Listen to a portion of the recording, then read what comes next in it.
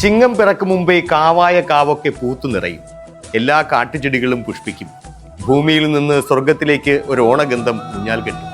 വേലിയറമ്പിൽ നിന്നും വയൽക്കരയിൽ നിന്നും കുഞ്ഞുതുമ്പയും മുക്കുറ്റിയും കണ്ണാന്തളിയും വിളിച്ചു പറയും, ദാ ഓണം വന്നു. ഓണവുമായി ബന്ധപ്പെട്ട ഐതിഹ്യങ്ങളിൽ ഒന്ന് പരശുരാമനുമായി ബന്ധപ്പെട്ടതാണ്. പരശുരാമനും തിരുവോണവുമായി അടുത്ത ബന്ധമുണ്ട്.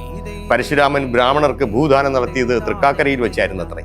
ആവശ്യമുള്ളപ്പോൾ എന്നെ ഓർത്താൽ മതി, ഞാൻ അവിടെ എത്തും എന്ന് പറഞ്ഞാണ് ഭൂമി നൽകിയ ശേഷം പരശുരാമൻ അപ്രത്യക്ഷനായത്. ബ്രാഹ്മണർ ഒരിക്കൽ അത് പരീക്ഷിക്കാനായി പരശുരാമനെ സ്മരിച്ചു. പ്രത്യക്ഷനായ അദ്ദേഹം കാരണമില്ലാതെ തന്നെ വരുത്തിയതിന് ബ്രാഹ്മണരെ ശപിച്ചു. ക്ഷമ ചോദിച്ചപ്പോൾ ശാപമോക്ഷവും നൽകി. വർഷത്തിലൊരിക്കൽ താൻ എത്താമെന്ന് പറഞ്ഞാണ് അദ്ദേഹം മടങ്ങിയത്. പരശുരാമൻ എത്തിച്ചേരുന്ന ദിവസമാണ് തിരുവോണമെന്നും ഐതിഹ്യമുണ്ട്. ഓണം ബുദ്ധമതക്കാരുടെ ആഘോഷമായിരുന്നു എന്ന് വിശ്വസിക്കുന്ന ചരിത്രകാരന്മാരുമുണ്ട്. ഗൗതമ സിദ്ധാർത്ഥന് ബോധോദയമുണ്ടായ ശേഷം മഞ്ഞവസ്ത്രം സ്വീകരിച്ചത് ശ്രാവണ മാസത്തിലെ തിരുവോണ നാളിലായിരുന്നത്രേ. ബുദ്ധമതക്കാരുടെ മഞ്ഞവസ്ത്രവും കുട്ടികൾക്കും മറ്റും ഓണക്കോടിയുമായി നൽകുന്ന മഞ്ഞവസ്ത്രവും തമ്മിൽ സാദൃശ്യമുള്ളതിനാലാവാം അങ്ങനെ ഒരു വിശ്വാസം വന്നത്. വിശ്വാസം ഏതുമാകട്ടെ, മലയാളികൾക്ക് ഓണം ഒരാവേശമാണ്. എല്ലാ പ്രിയപ്പെട്ടവർക്കും നന്മ നിറഞ്ഞ ഓണാശംസകൾ.